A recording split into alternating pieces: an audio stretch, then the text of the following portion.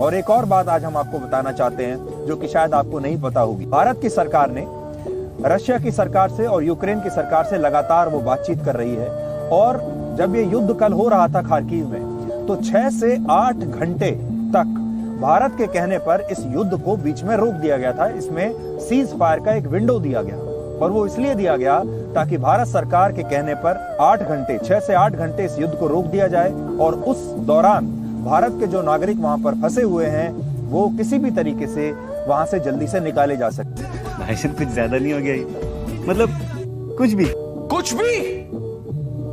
भी प्रयास कम प्रचार ज्यादा। इस उत्साह में कुछ ऐसी खबरें भी छप जा रही हैं जिनका वास्तविकता से संबंध नहीं। अखबारों में कुछ ऐसी भी खबरें छप रही हैं कि भारत के कहने पर, प्रधानमंत्री के कहने पर रूस ने खार्किव में 6 घंटे के लिए बम बरसाने बंद कर दिए।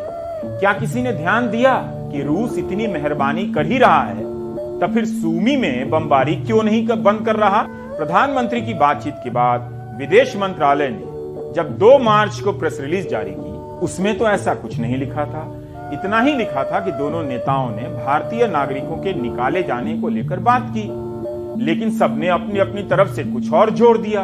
अगर समय रहते विदेश मंत्रालय खंडन कर देता या पीआईबी का फैक्ट चेक खंडन कर देता तो शायद इसकी नौबत नहीं आती। इन खबरों को इसलिए संदेह का लाभ दिया गया क्योंकि इनसे हिंदी के पाठकों के बीच हवा बनती है कि भारत विश्व गुरु बन गया है। भारत की वजह से रूस बम ब्रेक ले रहा है। जैसे हम प्राइम टाइम में ब्रेक लेते हैं, वैसे पुतिन साहब बम ब्रेक ले रहे हैं। अच्छा, बंटी तो चूतिया है। क्या हम झूठ का सहारा लेकर सुपर पावर बन रहे हैं? किसे धोखा दे रहे हैं?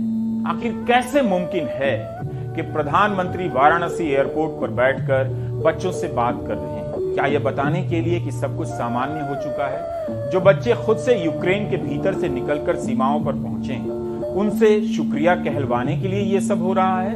अगर यूक्रेन के भीतर से ही भारत सरकार निकाल रही है, तब सूमी में छात्र अभी तक क्यों फंसे हैं? इस अखबार की यह हेडलाइन देखिए, इसमें क्या लिखा है, पढ़िए। लिखा है, छात्रों ने मोदी से कहा, भगवान के बाद आपका भरोसा, बस भगवान ही घोषित करना बाकी रह गया है, वो भी हो जाएगा।